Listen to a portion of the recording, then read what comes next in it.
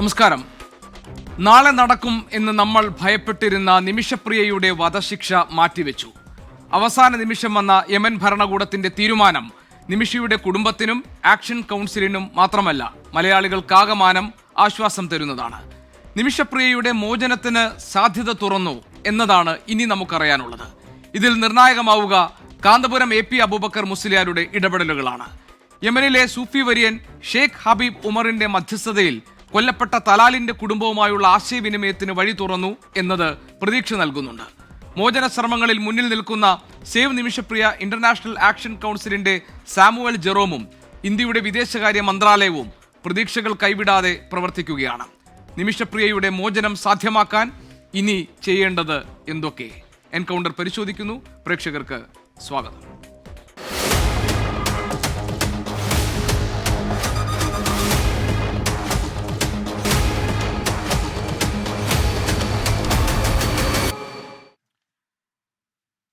എൻകൗണ്ടറിൽ ഇന്ന് നമ്മുടെ അതിഥികളായി എത്തുന്നത് നിമിഷപ്രിയയുടെ അമ്മ ശ്രീമതി പ്രേമകുമാരി, അതോടൊപ്പം സാമുവൽ ജെറോം, ഈ Nimishapriya action council save Nimishapriya action കൗൺസിലിൻ്റെ ഭാഗമാവുകയും യമനിൽ പ്രേമകുമാരിക്ക് സഹായകരമായി നിൽക്കുകയും അതോടൊപ്പം തന്നെ നിമിഷപ്രിയയുടെ മോചനത്തിന് വേണ്ടി നിരന്തരം പ്രവർത്തിക്കുകയും ചെയ്യുന്ന ആളാണ് ശ്രീ സാമുവൽ ജെറോം.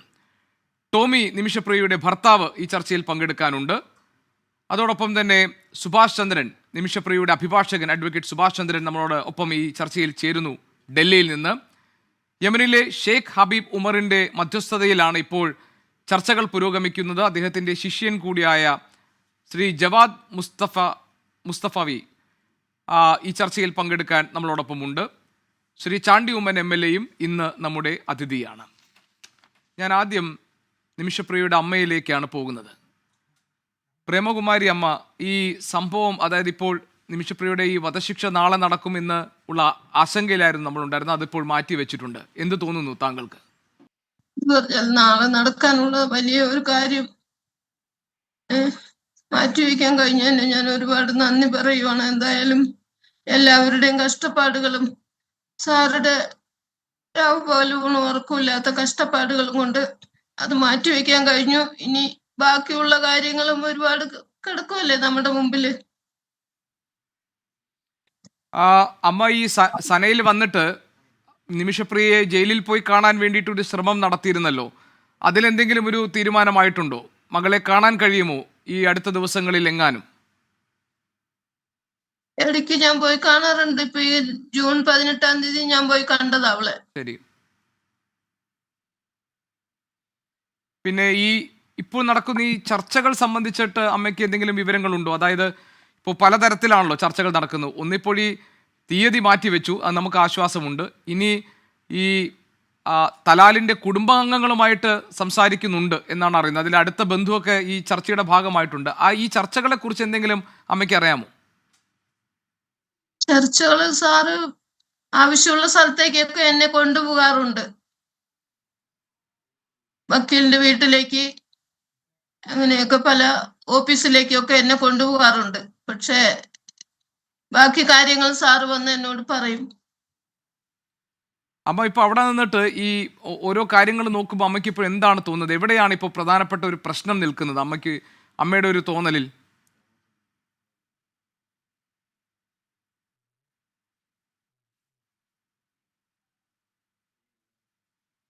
അങ്ങനെ പ്രധാനപ്പെട്ടിട്ട് അങ്ങനെ ഒരു കാര്യം എനിക്ക് പറയാനില്ല. എന്റെ മോളെ രക്ഷിക്കാനായിട്ട് എല്ലാവരും സഹായിക്കണം എന്ന് പറയുന്നത് മാത്രമേ എനിക്ക് പറയാനേ ഉള്ളൂ. അമ്മ നിമിഷപ്രിയ ഈ ഇപ്പോൾ ഒടുവിൽ പോയി കണ്ടപ്പോൾ എന്താ പറഞ്ഞത്? നിമിഷപ്രിയ എന്ത് പറഞ്ഞു അമ്മയോട്?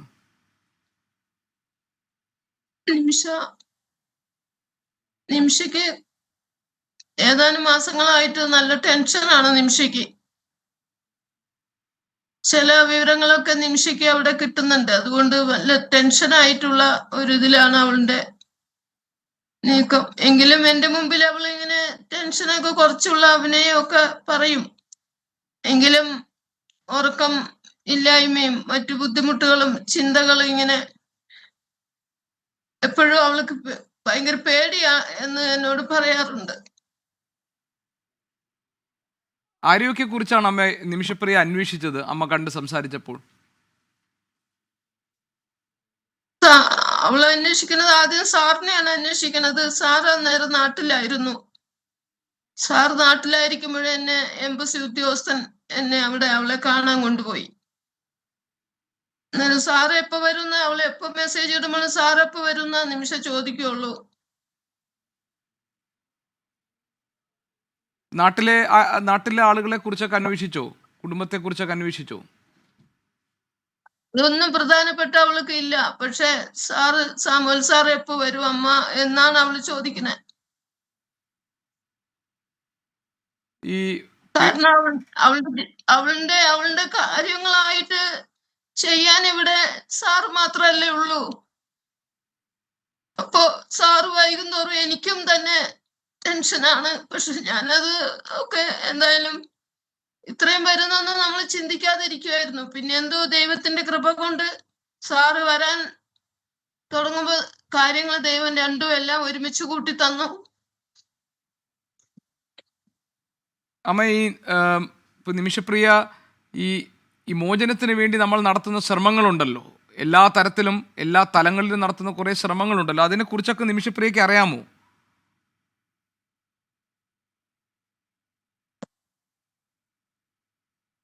നിമിഷപ്രിയോട് ഞാൻ പറയാറില്ല. വേണ്ട എന്തെങ്കിലും ചെറിയ കാര്യങ്ങൾ സൂചിപ്പിച്ച് ഞാൻ പറയും, സമാധാനമായിട്ടിരിക്കുക, എല്ലാ കാര്യങ്ങളും നടക്കും എന്നാണ് ഞാൻ പറയാറുള്ളത്. അങ്ങനെ എന്നെ എപ്പോഴും വിളിക്കാനൊന്നും അവൾക്ക് പറ്റൂല. അമ്മയ്ക്ക് കണ്ടപ്പോൾ എന്ത് തോന്നി? നിമിഷയെ കണ്ടപ്പോ നിമിഷം വല്ലാത്ത ടെൻഷനാണെന്ന് എനിക്ക് മനസ്സിലായി കണ്ടപ്പോ തന്നെ.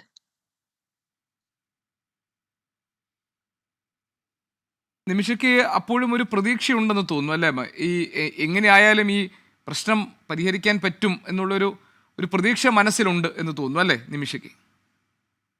തീർച്ചയായും അവൾക്ക് പ്രതീക്ഷയുണ്ടായിരുന്നു.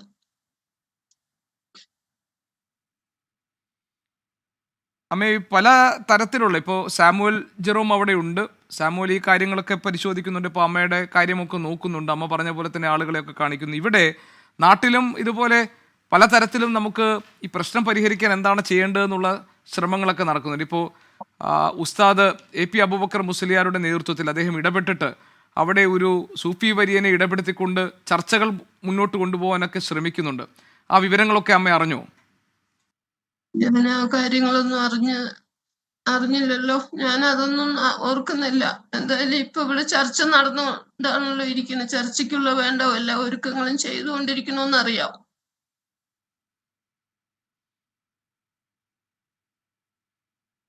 അമ്മ പ്രാർത്ഥനകളിൽ തന്നെ ആയിരിക്കും അല്ലേ? ഞാൻ ആവശ്യമില്ലാത്ത എന്നോട് സാർ പറയാറില്ല. വിഷമമുള്ള കാര്യങ്ങളൊന്നും അധികം എന്നോട് പറയാറില്ല. പക്ഷെ ഞാനും അത്ര തിരക്ക് ചോദിക്കും, പറയാൻ സമയമുണ്ടെങ്കിൽ ചിലത് പറയും, അത്രേ ഉള്ളൂ. വിഷമമുള്ള കാര്യങ്ങളൊന്നും എന്നോട് പറയാറില്ല. ഇന്നിപ്പോൾ അമ്മ ഈ നിമിഷപ്രിയയുടെ നാളെ ഇപ്പോൾ എന്തെങ്കിലുമൊക്കെ സംഭവിച്ചേക്കാം എന്നൊക്കെ നമ്മൾ പേടിച്ചാണ്. ആ തീയതി ഏതായാലും മാറ്റിയിട്ടുണ്ട്. അപ്പം അമ്മയ്ക്കിപ്പോൾ ഒരു ശുഭപ്രതീക്ഷയില്ലേ? പ്രശ്നങ്ങളൊക്കെ പരിഹരിക്കപ്പെടും എന്നങ്ങനെ ഒരു ശുഭപ്രതീക്ഷ അമ്മയ്ക്കില്ലേ? തീർച്ചയായും ഈ സംഭവം നടക്കൂല. സാർ ഇവിടെ എത്തി അതിന് വേണ്ട കാര്യങ്ങൾ ചെയ്യും. ഉറപ്പായും ഇതിന് നല്ല പ്രതീക്ഷയോടെ ഞാൻ കാത്തിരുന്നത് തന്നെയാണ്.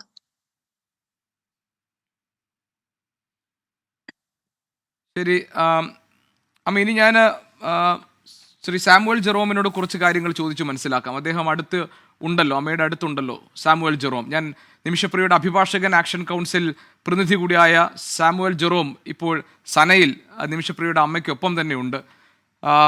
സാമുവൽ ജെറോം, താങ്കൾക്ക് എന്നെ കേൾക്കാൻ പറ്റുന്നുണ്ട് എന്നാണ് ഞാൻ കരുതുന്നത്. മാത്രമല്ല മലയാളത്തിൽ ചോദിച്ചാൽ താങ്കൾക്ക് മനസ്സിലാകും എന്ന് കരുതിയാണ് ഞാൻ മലയാളത്തിൽ ചോദിക്കുന്നത്. താങ്കൾ തമിഴിൽ മറുപടി പറയുന്നതായിരിക്കും മലയാളികൾക്ക് കുറച്ചുകൂടി കൂടുതൽ. മലയാളത്തിൽ പറയാൻ അറിയില്ല എനിക്ക് മനസ്സിലായി. പക്ഷേ താങ്കൾ തമിഴിൽ പറഞ്ഞു കഴിഞ്ഞാൽ അത് മലയാളികൾക്ക് കുറച്ചുകൂടി എളുപ്പത്തിൽ മനസ്സിലാകാൻ കഴിയും. ഇന്നിപ്പോൾ you can either speak in English or in Malayalam, which Malayalam will be more good because most of the people in Kerala they understand Tamil better. I mean you can speak in Tamil because they understand Tamil better, if you don't mind. Okay. No problem. Okay. അപ്പോൾ ഞാൻ ചോദിക്കുന്നത് Samuel Jerome, ഇന്നിപ്പോൾ ഈ ഒരു തീരുമാനം വന്നല്ലോ Yemen ഭരണകൂടത്തിൻ്റെ ഭാഗത്തുനിന്ന്, ഇത് ഇന്ന് പെട്ടെന്ന് വന്നൊരു തീരുമാനമാണോ? ഇപ്പോൾ കഴിഞ്ഞ ദിവസം കേന്ദ്ര സർക്കാർ സുപ്രീം കോടതി അറിയിച്ചത് പരമാവധി കാര്യങ്ങളൊക്കെ ചെയ്യുന്നുണ്ട്, പക്ഷേ കുറേ പരിമിതികളുണ്ട് എന്നാണ്. ഈ തീരുമാനം എങ്ങനെ വന്നു? നാളത്തെ ഈ വിധി നടപ്പാക്കുന്നത് മാറ്റിവെക്കാനുള്ള തീരുമാനം ആരുടെ ഇടപെടൽ കൊണ്ടുണ്ടായി? ஓகே, நான் இதை பத்தி இந்த சீக்வன்ஸ் என்ன நடந்துச்சு அப்படின்றத நான் உங்களுக்கு கிளியரா சொல்றேன். Can I converse in Tamil? Is it okay? Yeah, it's very much okay. You can speak in Tamil. Yeah. Okay, good. So வெள்ளிக்கிழமை ஃப்ரைடே மார்னிங் நான் இங்க வந்தேன். பட் ஃப்ரைடே வர்றதுக்கு முன்னாடி யூ நீட் டு அண்டர்ஸ்டாண்ட், இங்க நிறைய விஷயங்கள் வந்து there have been an analysis. அதாவது நான் இந்தியாவுக்கு போறதுக்கு முன்னாடி ஃபேமிலியோட நேரிட்டு நான் அவங்கள சந்திச்சு இந்த அவங்க, அதாவது நான் ஃபேமிலியோட சந்திக்கும் போது அவங்கள்ட்ட பணம் பத்தி பேச முடியாது, அவங்கள்ட்ட மன்னிப்பு தான் கேட்கணும். ஸோ அந்த மன்னிப்பை வந்து அவங்க பிரதர்கிட்ட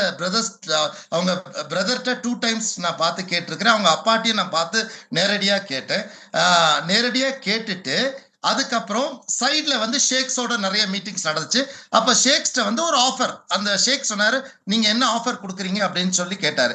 அப்பதான் 1 million ஆஃபர் நான் கொடுத்திருந்தேன். 1 million ஆஃபர் கொடுத்தது மாத்திரமல்ல, அது கூட சேர்ந்து இன்னும் 2 விஷயங்களும் நாங்க சேர்ந்து கொடுத்திருந்தோம்.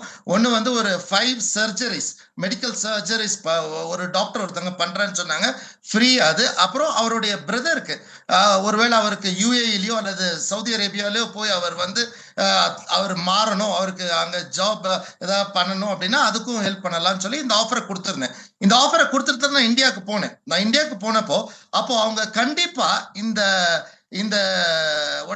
இதுக்கு கன்சர்ன் பண்ண மாட்டாங்க, அவங்க அனுமதி கொடுக்க மாட்டாங்கன்னு தான் நினைச்சேன். அதாவது இங்க உள்ள ரூல் படி அந்த ஃபேமிலி அனுமதி கொடுக்காம அந்த எக்ஸிகியூஷன் நடக்காது. அப்போ எக்ஸிகியூஷன் ஆர்டர் வந்துருச்சுன்னா ஃபேமிலி ஆல்ரெடி இதுக்கு ஒத்துக்கிட்டாங்கன்னு அர்த்தம். சோ அப்போ நான் இங்க வர்றதின் காரணத்தை நீங்க புரிஞ்சுக்கணும். நான் யெமனுக்கு வரும்போது அப்போ ஃபேமிலி வந்து இதுக்கு ஒத்துக்கல, அவங்க கொலைக்கு அவளை கண்டிப்பா அந்த இதை செய்யணும் அப்படின்ற ஒரு முடிவோட அவங்க இருக்கிறாங்க அப்படின்றதுதான் தெரியும். எனக்கு இந்த விஷயம் கிடைச்சது 6ஆம் தேதி 7ஆம் தேதி நாங்க இதெல்லாம் கன்ஃபார்ம் பண்ணிட்டு 8ஆம் தேதி எனக்கு ஃபிளைட். அப்போ I'm just coming in a situation where the family are not going to support it. So there is no point in going to the family at all. So anala intentionally in 24/7 also I said it there. Intentionally I avoided talking to the family. Very clear ah purinjikonga. Because there was no point. But then I had to go over the family. If I had to go over the family, I had to go to the president. So appo I contacted Sheikh Nahya, Abdul Malik Al Nahya, who is the Sheikh of WhatsApp. அதாவது எங்க இந்த தலாலுடைய family வசிக்கிறாங்களோ அவங்களுடைய ஷேக்கை நான் contact பண்ணேன். So வெள்ளிக்கிழமை night நான் அவங்கள contact பண்ணேன். அவர் சொன்னார், நாளைக்கு காலையில நம்ம இந்த பப்ளிக் ப்ராசிக்யூட்டர் ஆஃபீஸ்ல மீட் பண்ணுவோம் அப்படின்னு சொன்னாரு. சாட்டர்டே நல்லா கவனிச்சுக்கோங்க, சாட்டர்டே நானு, அம்மா, ஷேக்கு, அப்புறம் இந்தியன் எம்பசி மிஸ்டர் பதர், நீங்க அந்த போட்டோல காட்டுறீங்களா, அவர் இருக்காரு. நாங்க போய் அந்த பேப்பரை கொடுத்தோம், ரிக்வெஸ்ட கொடுத்தோம். அப்பவே அவங்க சொன்னது, ஃப்ரைடே நைட்டே எங்களுக்கு பிரசிடென்ட் ஆபீஸ்ல இருந்து கால் வந்துருச்சு அப்படின்னு அவங்க சொன்னாங்க. ஆனா அவங்க ஒண்ணு கேட்டாங்க, உங்க எம்பசில இருந்து ஒரு ரிக்வெஸ்ட் கொடுங்க அப்படின்னு கேட்டிருந்தாங்க. நான் அதை உடனே இது கவர்மெண்ட்டை கன்வே பண்ணேன். இதுக்கடையில சில விஷயங்கள் நடந்துச்சு. என்னன்னா ஃப்ரைடே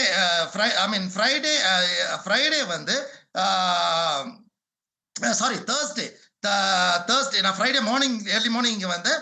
தேர்ஸ்டே நம்ம சாண்டியோமன் சார் நம்ம கவர்னரோட பேசி, கவர்னர் இங்கே அம்மாவோடையும் என்னோடையும் பேசினாங்க, கவர்னர் ஆபீஸ்ல இருந்து என்னோட பேசினாங்க. அப்ப நான் இங்கே இல்ல, சனால இல்ல, ஏடுன்ற இடத்துல இருந்தேன். அப்ப அவங்க சொன்னாங்க, என்னென்ன ஹெல்ப் வேணுமோ நீங்க செய்யுங்க அப்படின்னு. இதுக்கு முன்னாடி இந்த கவர்மெண்ட் ரிக்வெஸ்ட் நான் ஆல்ரெடி கேட்டிருக்கிறேன் நான். ஸோ அப்ப நம்ம கவர்மெண்ட்ல இருந்து அந்த ரிக்வெஸ்ட் வரல. ஸோ நான் இங்க ஃப்ரைடே வந்தோன்னா ஃப்ரைடே நைட்டே உடனே நம்ம இந்த ரிக்வெஸ்ட்டை நம்ம ஆஃபீஸ்க்கு நான் அனுப்பிட்டேன். யார், நம்ம கேரளா கவர்னர் ஆஃபீஸ், அவங்க ஒருத்தரோட கோஆர்டினேட் பண்ண சொன்னாங்க, அவருக்கு அதை அனுப்பிட்டேன். அப்ப அவங்க சொன்னாங்க, கண்டிப்பா இந்த ரிக்வெஸ்ட் உங்களுக்கு வந்துடும். அதே மாதிரி சாட்டர்டே எனக்கு அந்த ரிக்வெஸ்ட் அவங்க கேட்கறாங்க. சண்டே வந்து இந்தியன் எம்பசில இருந்து அந்த ரிக்வெஸ்ட் கொடுத்துட்டாங்க. ചർച്ചയിലേക്ക് വീണ്ടും നമ്മളോടൊപ്പം ഇപ്പോൾ നിമിഷപ്രിയയുടെ അഭിഭാഷകൻ അഡ്വക്കേറ്റ് സുഭാഷ് ചന്ദ്രൻ ഡൽഹിയിൽ നിന്ന് ചേരുന്നുണ്ട്. സുഭാഷ് ചന്ദ്രൻ, പല വഴിക്കും നമ്മൾ ശ്രമിച്ചുകൊണ്ടിരിക്കുകയാണ് നിമിഷപ്രിയയുടെ മോചനത്തിന് വേണ്ടി. അപ്പോൾ ആദ്യം നമ്മുടെ മുന്നിലുണ്ടായിരുന്ന കടമ്പ 16-ാം തീയതി വധശിക്ഷ നടപ്പാക്കാനെടുത്ത തീരുമാനം അത് നീട്ടിവെക്കാനുള്ള ശ്രമങ്ങൾ നടത്തുക എന്നതാണ്.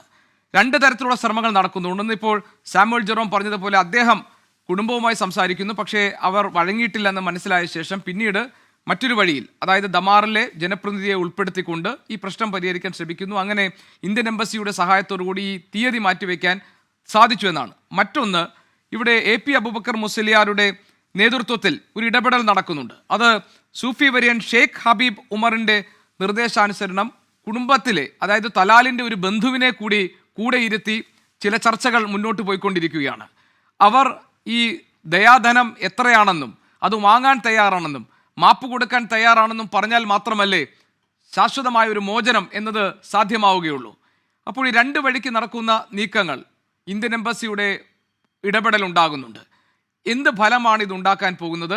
ഇതിൽ ഈ സൂഫി വര്യൻ്റെ ഇടപെടൽ നിർണായകമാകും. കാന്തപുരം AP അബൂബക്കർ മുസ്ലിയാർ നടത്തിയിട്ടുള്ള നീക്കങ്ങൾ ഈ വലിയ രീതിയിൽ ഫലം ചെയ്യാൻ സാധ്യതയുണ്ട് എന്നൊക്കെ കണക്കുകൂട്ടലുകളിൽ ഇരിക്കുന്നുണ്ട് കേരളം. എന്തൊക്കെ വിവരങ്ങളാണ് താങ്കളുടെ കയ്യിലുള്ളത്, അഡ്വക്കേറ്റ് സുഭാഷ് ചന്ദ്രൻ? ഗോപി, ഇതുമായി ബന്ധപ്പെട്ടുകൊണ്ട് നിമിഷപ്രിയ ആക്ഷൻ കൗൺസിൽ, നേരത്തെ ഗോപി വളരെ ശരിയായൊരു ചോദ്യമാണ് സാമുവലിനോട് ചോദിച്ചത്. ഇന്നലെ നിമിഷപ്രിയ ആക്ഷൻ കൗൺസിലിൻ്റെ ഹർജി പരിഗണിക്കുന്ന സമയത്ത് ഇന്ത്യയിലെ ഏറ്റവും പരമോന്നതമായ നിയമ ഉദ്യോഗസ്ഥൻ എന്ന് പറയുന്ന ലേണഡ് അറ്റോർണി ജനറൽ, ബഹുമാനപ്പെട്ട അറ്റോർണി ജനറൽ സുപ്രീം കോടതി മുമ്പാകെ തന്നെ അറിയിച്ചത് ഇന്ത്യൻ ഗവൺമെന്റിന് ഈ വിഷയത്തിനകത്ത് പരിമിതികളുണ്ട്. ഇത് രണ്ട് വ്യക്തികൾ തമ്മിലുള്ള, ഈ കൊല്ലപ്പെട്ടയാളുടെ കുടുംബവും അതിനകത്തുള്ള പ്രതിയാക്കപ്പെട്ടയാളുടെ കുടുംബവും തമ്മിലുള്ള വ്യക്തിപരമായിട്ടുള്ള ചർച്ചകൾ നടക്കേണ്ട വിഷയമാണ്. അതിനകത്ത് യമനിലെ നിലവിലുള്ള രാഷ്ട്രീയ സാമൂഹ്യ പശ്ചാത്തലമാക്കിക്കൊണ്ട് സർക്കാരിന് ഇടപെടുന്നതിനകത്ത് പ്രശ്നങ്ങളുണ്ട്. അതോടൊപ്പം തന്നെ അവിടുത്തെ ഭരണകൂടത്തെ ഇന്ത്യൻ ഗവൺമെന്റ് അംഗീകരിക്കുന്നില്ല. അതുകൊണ്ട് നേരിട്ട് ഇടപെടുന്നതിന് പ്രശ്നങ്ങളുണ്ട് എന്നുള്ള രീതിയിലുള്ള അഭിപ്രായങ്ങൾ പറയുകയും ചില ഇടപെടലുകൾ, ഈ നിമിഷപ്രിയയുടെ വധശിക്ഷ മാറ്റിവെക്കുന്നതിനുള്ള ഔദ്യോഗികമായിട്ടുള്ള ആവശ്യം ഇന്ത്യൻ ഗവൺമെന്റിന്റെ ഭാഗത്ത് നിന്ന് ഉണ്ടായിട്ടുണ്ട് എന്ന് അദ്ദേഹം കോടതി അറിയിക്കുകയും ചെയ്തിട്ടുണ്ട്.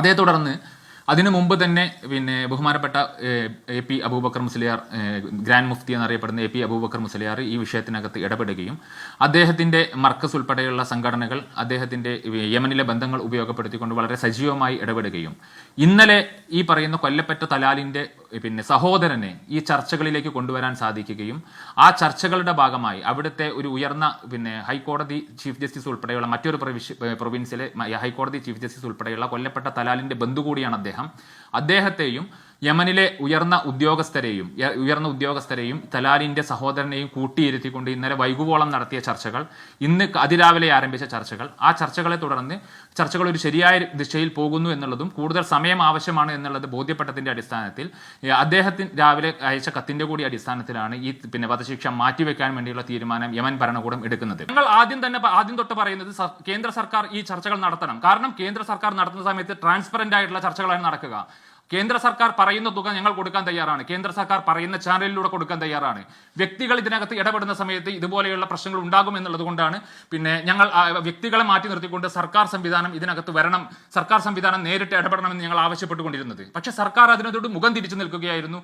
സർക്കാർ അതിന് തയ്യാറാകാത്ത സാഹചര്യത്തിൽ ഞങ്ങൾക്ക് AP അബൂബക്കർ മുസ്ലിയാരെ ഉൾപ്പെടെയുള്ള ആളുകളുടെ സഹായം തേടേണ്ടി വന്നു. ഇന്നലെ സ്ഥാപിച്ചെടുത്ത ഹോട്ട്ലൈനിന്റെ ഭാഗമായി ഇനി ഈ ന്യൂസിനകത്ത് ഇന്നത്തെ ഈ ചർച്ചാവേളയിൽ ഈ വൈകുന്നേരം നിങ്ങൾക്ക് സഹായകരമാകുന്ന ചില വാർത്തകൾ കൂടി പറയാം. അവിടെ നിമിഷപ്രിയയുടെ ഈ കൊല്ലപ്പെട്ട തലാലിന്റെ ബന്ധുക്കൾ ഉൾപ്പെടെയുള്ള ആളുകൾ ഏതാണ്ട് ദയാധനം സ്വീകരിക്കാൻ വേണ്ടി തത്വത്തിൽ അംഗീകരിച്ചിട്ടുണ്ട്. തത്വത്തിൽ അങ്ങനെ ഒരു അംഗീകാരം അവർ നൽകിയിട്ടുണ്ട്. ഇനി ആ ദയാധന ചർച്ചകൾ, ദയാധനം എത്ര എന്നുള്ളതിനെ കുറിച്ചുള്ള അതിന്റെ കോണ്ടത്തെ സംബന്ധിച്ച്, അതിന്റെ എമൗണ്ടിനെ സംബന്ധിച്ചുള്ള ഒരു ചർച്ചകളിലേക്ക് പോയി ഇവിടെ ഞാനൊന്ന് ഇടപെടുകയാണ്. കാരണം താങ്കൾ പറഞ്ഞതുപോലെ തന്നെ ഇന്ന് നമ്മളെല്ലാം ഇവിടെ ഒത്തുചേർന്ന് നിൽക്കുന്നത് എങ്ങനെയെങ്കിലും ഈ കേസിൽ ഈ നിമിഷപ്രിയയെ ഈ മാപ്പ് തലാലിൻ്റെ കുടുംബത്തിൽ നിന്ന് മാപ്പ് വാങ്ങിക്കൊടുത്ത് നിമിഷപ്രിയയെ സുരക്ഷിതയായി തിരികെ നാട്ടിലെത്തിക്കാൻ വേണ്ടിയാണ്. അത് താങ്കളാണെങ്കിലും അതല്ല ഇനി അവിടെ സനയിൽ നിന്ന് പ്രവർത്തിക്കുന്നവരാണെങ്കിലും ഇവിടെ ഇത് കേട്ടുകൊണ്ടിരിക്കുന്ന നിമിഷപ്രിയയുടെ അമ്മയും ഭർത്താവും ഒക്കെ ഈ ചർച്ചയിൽ ഭാഗമാണ്. അതുകൊണ്ട് നമ്മുടെ ഉദ്ദേശമെന്ന് പറയുന്നത് നിമിഷപ്രിയയുടെ ഈ വധശിക്ഷയിൽ നിന്ന് ഒഴിവാക്കി അവരെ മോചിപ്പിച്ചു കൊണ്ടുവരിക എന്നതിലാണ് നമ്മുടെ ശ്രദ്ധ. ഇപ്പോൾ താങ്കൾ പറഞ്ഞത് വളരെ പ്രധാനപ്പെട്ട ഒരു പോയിന്റാണ്. അതായത് ഈ ദയാധനം വാങ്ങിക്കാൻ തയ്യാറാകുന്ന ഒരു മാനസികാവസ്ഥയിലേക്ക് തലാലിൻ്റെ കുടുംബത്തെ എത്തിച്ചിരിക്കുന്നു ഇന്നത്തെ അല്ലെങ്കിൽ ഈ കഴിഞ്ഞ ദിവസങ്ങളിൽ നടന്ന ചർച്ചകൾക്കൊടുവിൽ. തത്വത്തിൽ അവർ അതിന് തയ്യാറെടുത്തിരിക്കുന്നു എന്നത്. ആ വിവരത്തിൻ്റെ മറ്റ് വിശദാംശങ്ങൾ എന്തൊക്കെയാണ്? പറയാൻ പറ്റുന്ന കാര്യങ്ങൾ പറയൂ അഡ്വക്കേറ്റ് സുഭാഷ് ചന്ദ്രൻ.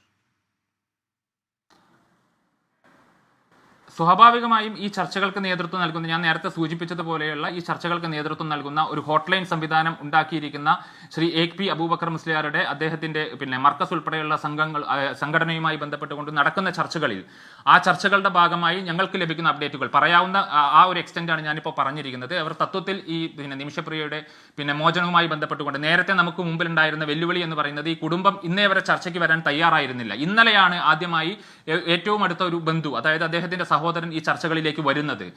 ഇതിനു മുൻപ് പലപ്പോഴും തെറ്റിദ്ധരിപ്പിച്ചിരുന്നത് പല ആളുകളും ഇതിനകത്ത് ചർച്ച നടക്കുന്നു, ഇദ്ദേഹത്തിന്റെ പിതാവിനെ കണ്ടു, ഇദ്ദേഹത്തിന്റെ സഹോദരനെ കണ്ടു, അതിനുവേണ്ടി പല സ്ഥലങ്ങളിലും മീറ്റിങ്ങുകൾ ചേർന്നു, അതിനുവേണ്ടിയാണ് ഈ പണം എന്നുള്ള രീതിയിലൊക്കെ പല തെറ്റിദ്ധാരണജനകമായിട്ടുള്ള വാർത്തകളും ഞങ്ങൾക്ക് നൽകിക്കൊണ്ടാണ് ഈ പണം എല്ലാം ശേഖരിച്ച് അവിടെയുള്ള അഭിഭാഷകൻ ഉൾപ്പെടെയുള്ള ആളുകൾ, സാമൂഹ്യ ഉൾപ്പെടെയുള്ള ആളുകൾ ഈ പണം കൈപ്പറ്റിയത്. പക്ഷേ സത്യത്തിൽ ഇന്നലെയാണ് ഈ കുടുംബത്തിന്റെ ഏറ്റവും പ്രധാനപ്പെട്ട ഒരു സഹോദരൻ, കൊല്ലപ്പെട്ട തലാലിന്റെ സഹോദരൻ ഈ ചർച്ചകളിലേക്ക് വരികയും ആ ചർച്ചകളിലേക്ക് വരുന്ന സമയത്ത് അതിനകത്തുള്ള ഏറ്റവും യങ് ജനറേഷൻ ആയിട്ടുള്ള യുവാക്കളായിട്ടുള്ള ആളുകൾക്ക് അഭിപ്രായ വ്യത്യാസങ്ങൾ ഉണ്ട് എന്നുള്ളതിന്റെ ഭാഗമായി കൊണ്ട് തന്നെയാണ് ഈ പറയുന്ന നേരത്തെ ഞാൻ സൂചിപ്പിച്ചതുപോലെ തലാലിന്റെ ബന്ധു കൂടിയായിട്ടുള്ള മറ്റൊരു പ്രൊവിൻസിലെ ഈ പറയുന്ന ഹൈക്കോടതി ചീഫ് ജസ്റ്റിസ് ഉൾപ്പെടെയുള്ള ആളുകളെ, അവിടുത്തെ ഹൈക്കോടതി എന്ന് പറയുന്ന സംവിധാനത്തിന്റെ, ഞാൻ ഹൈക്കോടതി എന്നല്ല പറയുന്നത്, അവിടുത്തെ ഒരു ഹയർ ജുഡീഷ്യൽ സംവിധാനത്തിന്റെ ഭാഗമായിട്ടുള്ള ഒരു ഓഫീസർ, അത് ഒരു ജഡ്ജ് കൂടി അതിനകത്ത് പങ്കെടുത്തുകൊണ്ട് അവരെ കൂടി കൺവിൻസ് ചെയ്യിക്കാൻ വേണ്ടിയുള്ള ശ്രമങ്ങൾ ഇന്നലെയും ഇന്ന് രാവിലെയുമായി, ഇന്നലെ വളരെ വൈകിയും ഇന്ന് അതിരാവിലെയുമായി നടത്തിയ ആ ചർച്ചകൾ ഒരു ശരിയായ ദിശയിലേക്ക് പോയിക്കൊണ്ടിരിക്കുകയാണ്. ഏതാണ്ട് തത്വത്തിൽ കുടുംബം ദയാദനം സ്വീകരിക്കുക അല്ലെങ്കിൽ മാപ്പ് നൽകുക എന്നുള്ളത് തത്വത്തിൽ അംഗീകരിക്കുന്ന ഒരു സമീപനത്തിലേക്ക് എത്തിയിട്ടുണ്ട്. എന്നാൽ അത് ഇനിയും അതിന് ചില കടമ്പകൾ കടക്കേണ്ടതുണ്ട്. ഇനിയും ചില അത്തരത്തിലുള്ള നിയമപരമായിട്ടുള്ള അല്ലെങ്കിൽ ഇത് രേഖാമൂലമാക്കേണ്ടതും അതിനകത്ത് ഇനിയും ചില വളരെ മൈന്യൂട്ടായിട്ടുള്ള ചില കടമ്പകൾ കടക്കേണ്ടതുണ്ട്. പക്ഷെ നമുക്കിപ്പോൾ സമയം ലഭിച്ചിരിക്കുകയാണ്.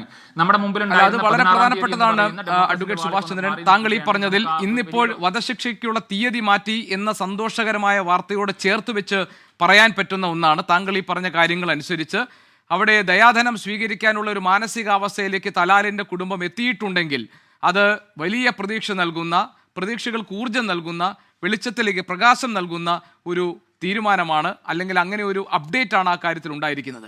ഇനി ഇത്രയും പറഞ്ഞ സാഹചര്യത്തിൽ യമനിലെ ഷെയ്ഖ് ഹബീബ് ഉമറിൻ്റെ ശിഷ്യൻ കൂടിയായ ജവാദ് മുസ്തഫവി ഈ ചർച്ചയിൽ നമ്മളോടൊപ്പം പങ്കെടുക്കുന്നുണ്ട്. ജവാദ് മുസ്തഫവി, ഇതിനകത്ത് കാന്തപുരം എ.പി. അബൂബക്കർ മുസ്ലിയാറിൻ്റെ സുഹൃത്തും ഇവിടെ മർക്കസ് നോളജ് സിറ്റിയുടെ ഉദ്ഘാടന സമയത്ത് അദ്ദേഹം നേരിട്ടെത്തുകയും ചെയ്ത ഈ ഷെയ്ഖ് ഹബീബ് ഉമർ, അദ്ദേഹം അവിടുത്തെ സൂഫി വര്യനാണ്. ഒരു ഉത്തര യമനിലെ ഗോത്രമേഖലയിൽ പെട്ടിരിക്കുന്നു എന്നതുകൊണ്ട് തന്നെ അവിടെ സൂഫി വര്യൻ എന്ന അദ്ദേഹത്തിൻ്റെ ഇടപെടലുകൾക്ക് വലിയ പ്രാധാന്യമുണ്ട്. ആ മേഖലയിൽ വലിയ സ്വാധീനമുള്ള വ്യക്തി കൂടിയാണ് അദ്ദേഹം ഇടപെട്ട ശേഷം ഈ തലാലിൻ്റെ ബന്ധുവിനെ കൂടി ഒപ്പമിരുത്തിക്കൊണ്ട് ഒരു ചർച്ചയ്ക്ക് തുടക്കം കുറിക്കാനും അതുവഴി ദയാധനം സ്വീകരിക്കാൻ പാകത്തിലൊരു മാനസികാവസ്ഥയിലേക്ക് അവരെ കൊണ്ടുവരാനും കഴിഞ്ഞിട്ടുണ്ട് എന്ന വിവരം സന്തോഷം തരുന്നതാണ്. അങ്ങനെ തന്നെയാണോ കാര്യങ്ങൾ നടക്കുന്നത്? അങ്ങനെയാണെങ്കിൽ നിമിഷപ്രിയയുടെ മോചനം എന്നത് സാധ്യമാകും എന്ന ഒരു പ്രതീക്ഷ നമ്മുടെ മുന്നിലേക്ക് നൽകുന്നതാണ് ഈ തീരുമാനങ്ങളൊക്കെ. ജവാദ് മുസ്തഫവി, താങ്കൾക്ക് എന്തൊക്കെ കാര്യങ്ങൾ അറിയാം യമനിലെ ഷെയ്ഖ് ഹബീബ് ഉമറിൻ്റെ ഇടപെടലുകളെ കുറിച്ച്? നമ്മളിവിടെ മനസ്സിലാക്കേണ്ട പ്രധാനപ്പെട്ട ഒരു കാര്യം, ഞാൻ വർഷങ്ങൾ യമനിൽ ജീവിച്ച, അവിടെ പഠിച്ച, അവിടുത്തെ സമൂഹങ്ങളുമായി സൗഹൃദമുള്ള, ഇപ്പം എൻ്റെ ക്ലാസ്സിൽ ഒരുപാട് കുട്ടികൾ ആ നാട്ടുകാരാണ്, അവിടുത്തെ ജനങ്ങളുടെ ജീവിതവും സംസ്കാരവും രീതിയും അറിയുന്ന ഒരാളാണ്. നിലവിൽ അവിടെ വ്യവസ്ഥാപിതമായ ഭരണകൂടമോ രാഷ്ട്രീയ സിസ്റ്റമോ ഇല്ലാത്ത ഒരു നാടാണ് യമൻ എന്ന് പറയുന്നത്. അതൻ കേന്ദ്രീകരിച്ച് ഒരു ഔദ്യോഗിക ഗവൺമെൻറ് പ്രവർത്തിക്കുന്നുണ്ട്. സെന, പഴയ ക്യാപിറ്റൽ സിറ്റിയായ സെന കേന്ദ്രീകരിച്ച് ഉത്തര യമനിൽ ഹൂത്തികളുടെ അധിനിവേശ പ്രദേശവുമാണ്. പ്രോപ്പറായിട്ടുള്ള സർക്കാർ സംവിധാനങ്ങളോ ഡിപ്ലോമാറ്റിക് സ്ഥാപനങ്ങളോ വിദേശ രാജ്യങ്ങളുടെ എംബസികളോ ഇങ്ങനെ പ്രോപ്പറായിട്ടുള്ള ഒരു വിദേശ ബന്ധങ്ങളോ മറ്റോ അല്ല അവിടെ ഉള്ളത്. അവിടുത്തെ എയർ സർവീസുകൾ പോലും വളരെ ദുർലഭമാണ്. ഇപ്പോൾ സൗത്ത് യമനിലും മറ്റൊക്കെയുള്ള ആളുകൾ മണിക്കൂറുകളോളം ട്രാവൽ ചെയ്ത് ഒമാനിൽ ബൈ റോഡ് പോയിട്ട് അവിടെ നിന്നാണ് വിദേശത്തേക്കൊക്കെ ചികിത്സ പോലെയുള്ള ആവശ്യങ്ങൾക്കൊക്കെ അവർ പോകാറ് പോലുള്ളത്. അപ്പം അത്തരമൊരു സ്ഥലത്ത് നമ്മുടെ രാജ്യത്തിന് ഡിപ്ലോമാറ്റിക് തലങ്ങളിൽ ഇടപെടുന്നതിൽ ഒരുപാട് പരിമിതികളുണ്ട്, സാധ്യമല്ല എന്ന് തന്നെ പറയാം. നമുക്കറിയാം, ഇന്നലെയാണ് സെൻട്രൽ ഗവൺമെൻറ്റിൻ്റെ അറ്റോർണി ജനറൽ ഞങ്ങൾക്കൊന്നും ചെയ്യാനില്ല, ഞങ്ങൾ നിസ്സഹായരാണ്, ഒരു ഷെയ്ഖ് ഇതിൽ ഇടപെടുന്നു എന്ന് പറയുന്നത്. അവിടെ തന്നെ ഗവൺമെന്റിന്റെ നിസ്സഹായാവസ്ഥ നമുക്ക് മനസ്സിലാക്കാം. അതിലൊന്ന് തിരുത്തിക്കോട്ടെ, നിസ്സഹായർ എന്ന പ്രയോഗമല്ല അദ്ദേഹം ഓറൽ സബ്മിഷനിൽ നൽകിയിരിക്കുന്നത്. പരിമിതികളുണ്ട് ഇടപെടുന്നതിന്. കാരണം അവിടെ ഒരു പ്രയോഗമല്ല, ആശയം പരിമിതികളുണ്ട്. കറക്റ്റ്. തീർച്ചയായും. രണ്ടാമത്തത് ഗവൺമെന്റ് തലത്തിൽ ഇടപെടലുകൾ നടത്തിയാൽ തന്നെ ഇതൊരു ഗവൺമെന്റ് തീരുമാനിക്കേണ്ട വിഷയമല്ല. യമനിലുള്ള ജിനായത്ത് കോർട്ടിൽ, അതായത് ക്രിമിനൽ കോടതി, ജിനായത്ത് കോടതിയുടെ പരിഗണനയിൽ വരുന്ന ഈ കേസിൽ യമനിന്റെ ശരിയ ലോ പ്രകാരമാണ് അവിടുത്തെ എക്സിക്യൂഷൻ സംഭവിക്കുക. അപ്പോൾ അതിൽ ഈ വധശിക്ഷ വിധിച്ചു കഴിഞ്ഞാൽ പിന്നെ അവിടുത്തെ ഗവൺമെന്റോ യമൻ പ്രസിഡന്റിന് പോലും അതിൽ പിന്നെ തീരുമാനമില്ല. അപ്പോൾ ഈ ശരിയ ലോ പ്രകാരം പിന്നെ അതിൽ തീരുമാനമെടുക്കാൻ അവകാശമുള്ള ഏക വ്യക്തി എന്ന് പറയുന്നത് ഈ ഇരയുടെ രക്തബന്ധുക്കളാണ്. അപ്പോൾ തലാലിൻ്റെ കുടുംബത്തെ അനുനയിപ്പിക്കുക, അവരുടെ സമ്മതം കിട്ടുക എന്നതായിരുന്നു ഇതിൽ പ്രധാനം. നിങ്ങൾ ആലോചിച്ചിട്ടുണ്ടോ എന്തുകൊണ്ടാണ് ഇത്രയും കാലം ഇടപെട്ട ആളുകൾക്ക് ഈ കുടുംബവുമായിട്ട് സംസാരിക്കാൻ പറ്റാത്തത് എന്ന്? ഇപ്പോൾ ഒരുപാട് ഫേസ്ബുക്ക് പോസ്റ്റുകൾ, ഇപ്പോൾ യമനിലുള്ള ഈ ദമാറിലും നോർത്ത് യമൻ പ്രവിശ്യയിലുമുള്ള യുവാക്കളുടെ വലിയ ക്യാമ്പയിനുകൾ നടന്നിരുന്നു. ഞങ്ങളുടെ സഹോദരന് നീതി കിട്ടി, രക്തത്തിന് ഞങ്ങൾ പകരം ചോദിക്കും എന്നൊക്കെ പറഞ്ഞ് വലിയ ക്യാമ്പയിനുകൾ കഴിഞ്ഞ ദിവസങ്ങളിൽ നടക്കുന്നുണ്ട്. ഇപ്പോഴും അത് നടക്കുന്നുണ്ട്. ഇപ്പോഴും ഇതേ താങ്കൾ ഈ പറഞ്ഞ ക്യാമ്പയിൻ നടക്കുന്നുണ്ട്. മാത്രമല്ല ഈ രക്തത്തിന് പകരം പണം കൊടുത്ത് വാങ്ങുന്ന സംവിധാനത്തെ അവർ എതിർക്കുന്നുണ്ട്. ഇതൊരു നിയമ സംവിധാനത്തിന് നാണക്കേടായിരിക്കും എന്നൊക്കെയുള്ള വലിയ സമൂഹ മാധ്യമങ്ങളിലൂടെ വലിയ ക്യാമ്പയിൻ ഇതിന്റെ ഭാഗമായി ഇപ്പോഴും നടക്കുന്നുണ്ട്. പറഞ്ഞോളൂ. തീർച്ചയായും. അപ്പോൾ ഈ ഒരു വൈകാരികമായി അത്രയും വലിയ വിക്ഷോഭങ്ങൾ നടക്കുന്ന ഒരു സ്ഥലത്തേക്ക് നമുക്ക് ഇടപെടുക എന്നുള്ളത്, പ്രത്യേകിച്ച് പ്രോപ്പറായിട്ടുള്ള ഒരു സ്റ്റേറ്റിൻ്റെ സിസ്റ്റം ഇല്ലാത്ത, നമ്മൾ സെക്യൂർ അല്ലാത്തൊരു സ്ഥലത്ത് പോയി ഡിസ്കഷൻ നടത്തുക എന്നുള്ളത് ഒരിക്കലും സേഫ് അല്ല, അത് പോസിബിൾ അല്ല. അവിടെയാണ് യമനിൽ ഏറ്റവും സ്വാധീനമുള്ള ഈ സൂഫി ലീഡറായിട്ടുള്ള ഹബീബ് ഉമർ കാന്തപുരത്തിൻ്റെ നിർദ്ദേശം കൊണ്ട് ഇടപെടുന്ന ഒരു സാഹചര്യം ഉണ്ടാകുന്നത്. ഹബീബ് ഉമർ എന്ന് പറയുമ്പോൾ ഇപ്പോൾ അദ്ദേഹം യമനിൽ മാത്രം ലോകത്ത് ഏറ്റവും സ്വാധീനമുള്ള, ഇപ്പം ജോർജ് ടൗൺ യൂണിവേഴ്സിറ്റിയും ജോർദാനിലെ റോയൽ സ്ട്രാറ്റജിക് സ്റ്റഡി സെൻറ്ററും പ്രസിദ്ധീകരിക്കുന്ന ലോകത്ത് ഏറ്റവും സ്വാധീനമുള്ള മുസ്ലിങ്ങളുടെ ഒരു റാങ്കിങ് ലിസ്റ്റ് ഉണ്ട്. അതിൽ 1-ാം സ്ഥാനത്ത് വരുന്ന ഒരാളാണ് ഹബീബ് ഉമർ. ഇപ്പോൾ യമനിൽ ഈ കുടുംബം പോലും, ഇപ്പോൾ നോർത്ത് യമൻ ഹൂത്തികളുടെ അധിനിവേശ പ്രദേശമാണെങ്കിലും അവിടെയുള്ള ബഹുഭൂരിപക്ഷം ജനങ്ങൾ സൂഫി സുന്നി വിശ്വാസികളാണ്. ഈ തലാലിൻ്റെ കുടുംബം പോലും സൂഫി ധാരയിൽ വരുന്ന ഫാമിലിയാണ്. അപ്പോൾ ഹബീബ് ഉമറിൻ്റെ ഇടപെടലുകൾ അതിൽ വലിയ ഒരു പ്രതീക്ഷാവഹമായ ഒരു സംഭവമായി മാറുന്നു. അലി മഷ്ഹൂർ അവിടെ എത്തി ചർച്ചകൾ കോർഡിനേറ്റ് ചെയ്യുന്നു. അപ്പോൾ കഴിഞ്ഞ ദിവസങ്ങളിലൊക്കെ പ്രായമുള്ള ആളുകളൊക്കെ ഇതിനെ സമ്മതിക്കുമ്പോഴും കുറച്ച് യുവാക്കൾ, പ്രത്യേകിച്ച് തലാലിൻ്റെ സുഹൃത്തുക്കളും കസിൻസും ഒക്കെ ആയിട്ടുള്ള കുറച്ച് ആളുകൾ, അവർ വളരെ പ്രതിഷേധിക്കുന്ന ഒരു സാഹചര്യമുണ്ടായി. അപ്പോഴാണ് ഹബീബ് ഉമർ സൗത്ത് യമനിലെ ഹുദൈദയിലെ ഒരു ചീഫ് ജസ്റ്റിസ് ആയിട്ടുള്ള മുഹമ്മദ് ബിൻ അമീൻ എന്ന് പറയുന്ന ഒരു വ്യക്തി, അദ്ദേഹം ഈ തലാലിൻ്റെ ഉമ്മയുടെ അമ്മാവൻ്റെ മകനാണ്, അവരുടെ ഒരു ബന്ധുവാണ്.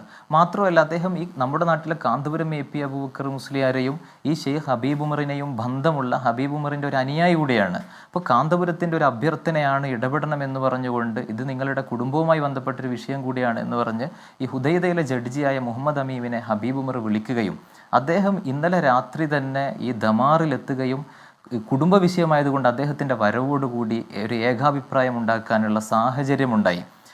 അവിടുത്തെ സാധാരണ നടപടിക്രമങ്ങൾ പോലും ലംഘിച്ചുകൊണ്ട് ഇന്നലെ രാത്രി, ഒന്ന് ഹബീബ് ഉമർ എന്ന് പറഞ്ഞത് നമ്മൾ മനസ്സിലാക്കേണ്ടത് അത്രയും സ്വാധീനമുള്ളൊരു നേതാവാണ്. അങ്ങനെയാണ് ഇന്നലെ രാത്രി പോലും ധമാറിൽ അടിയന്തരമായ യോഗം, സെനയിലെ ജിനായത്ത് കോർട്ടിലെ ജഡ്ജി പോലും സന്നിഹിതനായൊരു യോഗം നടക്കുകയും ഇന്നലെ രാത്രി തന്നെ ഇത് ഡോക്യുമെൻ്റ് ചെയ്യുകയും ചെയ്യുന്നത്. അപ്പോൾ അവിടെയുള്ള ആളുകളെ കുറച്ചുകൂടി ആ പ്രക്ഷോഭങ്ങൾ തണുപ്പിക്കാനും അനുനയിപ്പിക്കാനുമുള്ളൊരു യോഗം ഇന്ന് രാവിലെയും അവിടെ നടന്നിരുന്നു. രാവിലെ 10 മണിക്ക്, നാട്ടിലൊരു 11:30 മണിക്ക്. അപ്പോൾ ആ യോഗത്തിൽ അവിടുത്തെ ആളുകളെ കൂടി സമീപിച്ചതിന് ശേഷം ഇത് പുറത്തുവിടാം എന്നവർ തീരുമാനിക്കുകയും ഈ വിഷയങ്ങൾ ഇന്നലെ തന്നെ അറിയിക്കുകയും ചെയ്തിരുന്നു. ഇന്നലെ വിഷയങ്ങൾ അറിഞ്ഞപ്പോൾ ഞാനിവിടെ നിന്ന് ഇന്ത്യൻ ഗ്രാൻഡ് മുഫ്തിയുടെ കാന്തപുരം ഉസ്താദിൻ്റെ ഓഫീസിൽ ബന്ധപ്പെട്ടപ്പോൾ ഇങ്ങനെ തീരുമാനമായിട്ടുണ്ടല്ലോ, നിങ്ങൾ എന്താണ് അറിയിക്കാത്തതെന്ന് ചോദിച്ചപ്പോൾ അവിടെ കുറച്ചുകൂടി പ്രവർത്തനങ്ങളുണ്ട്, അവർ ഡോക്യുമെൻറ്റുകൾ ആ യോഗത്തിന് ശേഷമേ കൈമാറുകയുള്ളൂ, അതിന് ശേഷമേ ഞങ്ങളിത് പുറത്തുവിടാൻ തീരുമാനിച്ചിട്ടുള്ളൂ എന്നായിരുന്നു അവിടുന്ന് എനിക്ക് ലഭിച്ച മറുപടി. ഇതാണ് ഞാൻ ഈ വിഷയത്തിൻ്റെ നാൾവഴികളെ കുറിച്ച് യമനിലെ സുഹൃത്തുക്കളിൽ നിന്നും അറിഞ്ഞൊരു കാര്യം. അല്ല, താങ്കൾ വളരെ കൃത്യമായി, ജവാദ് മുസ്തഫവി, താങ്കൾ വളരെ കൃത്യമായി ഈ കാര്യങ്ങളൊക്കെ എണ്ണി പറഞ്ഞു. മാത്രമല്ല, ഞാൻ ഇവിടെ അഡ്വക്കേറ്റ് സുഭാഷ് ചന്ദ്രൻ ചില പ്രധാനപ്പെട്ട ആരോപണങ്ങളൊക്കെ ഉന്നയിച്ചിട്ടുണ്ട്. പക്ഷേ ഞാൻ മനസ്സിലാക്കുന്നത് അതൊക്കെ തന്നെ ചർച്ച ചെയ്യേണ്ട സമയമല്ല ഇപ്പോൾ. കാരണം നമ്മളെ സംബന്ധിച്ച് നിമിഷപ്രിയയുടെ മോചനം എന്നതാണ് ഏറ്റവും പ്രധാനപ്പെട്ട കാര്യം. അവിടെ നേരിടുന്ന പ്രതിസന്ധികളെ അതിജീവിക്കാൻ നമുക്കെല്ലാം പരമാവധി പറ്റുന്ന കാര്യങ്ങൾ എന്തൊക്കെ ചെയ്യാൻ കഴിയും, ഒറ്റക്കെട്ടായി നിന്നുകൊണ്ട് ഈ പ്രശ്നത്തിന് എങ്ങനെ പരിഹാരം കാണാം, ഇതെല്ലാം കേട്ട് നിൽക്കുന്ന അമ്മയും ഭർത്താവും ഒക്കെ ഈ ചർച്ചയുടെ ഭാഗമാണ്. ജവാദ് മുസ്തഫ ബി, താങ്കൾ വളരെ കൃത്യതയോടുകൂടി താങ്കൾക്ക് അറിയുന്ന വിവരങ്ങൾ വളരെ കൃത്യതയോടുകൂടി താങ്കൾ ഇവിടെ അവതരിപ്പിച്ചു. താങ്കൾ പറഞ്ഞതുപോലെ തന്നെ ഇനിയും ചന്ദ്രൻ പറഞ്ഞ കാര്യത്തോട് പറഞ്ഞോളൂ. ഞാനിതിൽ ഇന്നത്തെ ദിവസം, ഈ ഒരു വളരെ വൈകാരികമായൊരു ദിവസം, നിമിഷയുടെ അമ്മ പോലും വളരെ വികാരാധീനയായി ഇരിക്കുന്ന ഒരു സദസ്സിൽ വെച്ച് ചില കാര്യങ്ങൾ പറയാൻ താല്പര്യപ്പെടാത്തത് കൊണ്ടാണ്, അതിലേക്ക് നമ്മൾ ഇടപെടേണ്ട ഒരു വിഷയം ഇല്ല എന്നുള്ളത് കൊണ്ടാണ്. അതെ, അല്ല ഞാൻ പറഞ്ഞ അതാണ്. അത് നമുക്ക് അത് അങ്ങനെ എന്തെങ്കിലും ഇപ്പോൾ അത്തരം ആക്ഷേപങ്ങൾ ഉണ്ടെങ്കിൽ, ആ തരത്തിൽ എന്തെങ്കിലും സംശയങ്ങൾ ഉണ്ടെങ്കിൽ ഒക്കെ നമുക്ക് വിശദമായി പിന്നെ ഒരു ഘട്ടത്തിൽ ചർച്ച ചെയ്യാവുന്നതാണ്. അതിന് മറുപടി പറയാൻ ബാധ്യസ്ഥനാണ് സാമുവൽ ഇത്തരം ആരോപണങ്ങൾ ഉയരുമ്പോൾ. അതെല്ലാം നമുക്ക് മറ്റൊരു സന്ദർഭത്തിൽ ചർച്ച ചെയ്യേണ്ടതാണ്. ഇവിടെ നമ്മുടെ പ്രശ്നം, കേസിൽ നമ്മൾ ഇതുവരെ പ്രോപ്പറായിട്ടുള്ള നീക്കങ്ങൾ നടത്തിയിട്ടില്ല എന്ന് അവർ പറയുന്നുണ്ട്. നമ്മൾ ഇതുവരെ നിങ്ങളുടെ ഭാഗത്തു നിന്ന് എന്തുകൊണ്ടാണ് ഈ കേസിൽ പ്രോപ്പറായ ഒരു നീക്കങ്ങൾ നടത്താത്തത്? അങ്ങനെയാണെങ്കിൽ വളരെ എളുപ്പം കൈകാര്യം ചെയ്യാൻ പറ്റുന്ന ഒരു വിഷയമായിരുന്നു. ഈ വിവരം താങ്കളോട് പറയുന്നത് യമനിലെ ഷെയ്ഖ് ഹബീബ് ഉമറാണോ? അദ്ദേഹം തരുന്ന വിവരമാണോ ഇത്? അതായത് കാര്യമായ ഒരു ഇടപെടൽ നടത്തിയിരുന്നില്ല ഇതുവരെ? അല്ല, അവരുടെ അനുയായികളിൽപ്പെട്ട ഒരു യുവ ആക്ടിവിസ്റ്റ് ആണ്. ഇന്ന് അവിടെ നടന്ന യോഗങ്ങളിലൊക്കെ അദ്ദേഹം സന്നിഹിതനായിരുന്നു. ശരി, അല്ല ഏതായാലും താങ്കൾ ഈ പറഞ്ഞ കാര്യങ്ങൾ നമുക്ക് പിന്നീട് ഒരു ഘട്ടത്തിൽ ചർച്ച ചെയ്യേണ്ടതാണെന്ന് എനിക്ക് തോന്നുന്നു. കാരണം നമ്മുടെ മുന്നിൽ ഇപ്പോഴത്തെ പ്രശ്നം നിമിഷപ്രിയയുടെ മോചനമാണ്. അതിന് സാധ്യമാകുന്ന വഴി, അത് ആര് വഴി എന്നതിനേക്കാൾ കൂടുതൽ അത് എന്ത് ഫലം ഉണ്ടാക്കുന്നു എന്നതാണ് പ്രധാനം. അതുകൊണ്ട് തന്നെ AP അബൂബക്കർ മുസ്ലിയാരുടെ ഇടപെടൽ ഇതിൽ കാര്യമായ പുരോഗതി ഈ കാര്യത്തിൽ വരുത്തിയിട്ടുണ്ട്. മാത്രമല്ല ഇപ്പോൾ അറിയുന്ന വിവരങ്ങൾ അനുസരിച്ച് ദയാദനം സ്വീകരിക്കാൻ പാകത്തിലുള്ള ഒരു മാനസികാവസ്ഥയിലേക്ക് തലാലിന്റെ കുടുംബം എത്തിയിട്ടുണ്ട് എന്നത് തന്നെ ശുഭ സൂചനയാണ്. അത് നമുക്ക് വലിയ പ്രതീക്ഷ നൽകുന്ന തീരുമാനമാണ്. അല്ല, I will give you the right, I will give you enough time, Mr. Samuel. അല്ല, ഞാൻ വരാം. I will be back to you. There are some other guests also. Let me speak to them. ഇപ്പോൾ നമ്മളോടൊപ്പം രണ്ട് അതിഥികൾ, Shri Chandy Oommen MLA നമ്മളോടൊപ്പം ചേർന്നിട്ടുണ്ട് അതിഥിയായി. അതോടൊപ്പം തന്നെ അദ്ദേഹത്തിൻ്റെ മാതാവും ഈ ചർച്ചയിൽ നമ്മളോടൊപ്പം ചേരുന്നുണ്ട്. ഞാൻ അവരിലേക്ക് വരാം. ഞാൻ ഒന്ന് ഇപ്പോൾ ഭർത്താവിലേക്ക് പോകട്ടെ. നിമിഷപ്രിയയുടെ ഭർത്താവ് നമ്മളോടൊപ്പമുണ്ട്, ശ്രീ ടോമി. ശ്രീ ടോമി, ഇന്നത്തെ ഈ വിവരങ്ങളൊക്കെ അറിഞ്ഞപ്പോൾ താങ്കൾക്ക് എന്തു തോന്നി? താങ്കളും വലിയ പ്രതീക്ഷയിലല്ലേ?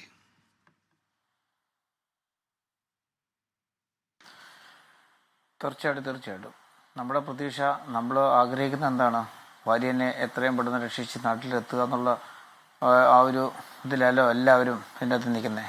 ഞാനും കുഞ്ഞും എൻ്റെ കുടുംബക്കാരും സ്വന്തക്കാരും നാട്ടുകാരും അതുപോലെ തന്നെ സംസ്ഥാന ഗവൺമെൻറ്റും കേന്ദ്ര ഗവൺമെൻറ്റും ആക്ഷൻ കൗൺസിലുകാരും ഇതിനകത്ത് ഇടപെടുന്ന എല്ലാവരും, Kanthapuram sir, Samuel sir, embassy, അങ്ങനെ അവിടെ ഇന്ന് വരെ പ്രവർത്തിക്കുന്നവർ ഇവരെല്ലാവരും കൂടി കൂടിയാണ്. പിന്നെ പൊതുവായിട്ട് എല്ലാവരെയും പ്രാർത്ഥനകളും, നമ്മൾ അറിയാത്ത ആൾക്കാർ പ്രാർത്ഥിക്കുന്നുണ്ട്, അറിയുന്നവരുണ്ട്. ഇതിനകത്ത് ഞാൻ അറിയാത്ത ഒത്തിരി പേര് ഇതിനകത്ത് ഇടപെടുന്നുണ്ട്. എന്നിരുന്നാലും അതിൻ്റെ ഒരു സന്തോഷ വാർത്ത ഇങ്ങനെയൊരു അവസ്ഥയിൽ അത് പറയാതിരിക്കാൻ പറ്റില്ല. എല്ലാവർക്കും ഇതിനകത്ത് ഇടപെടുന്നവർക്കും ആശ്വാസം, എൻ്റെ കുടുംബത്തിനും അമ്മയ്ക്കും കുഞ്ഞിനും എനിക്കും എല്ലാവർക്കും സന്തോഷം തരുന്നൊരു വാർത്ത വന്നിരിക്കുന്നു. നമ്മളിപ്പോൾ ഇതിൻ്റെ ഒരു ഭാഗമായിട്ട് നിൽക്കുമ്പോൾ ഓൾറെഡി നമ്മളൊരു കടമ്പ കഴിഞ്ഞെന്ന് പറഞ്ഞാൽ ചെറിയൊരു ഭാഗം അവിടെ ഇതായിട്ടുള്ളൂ.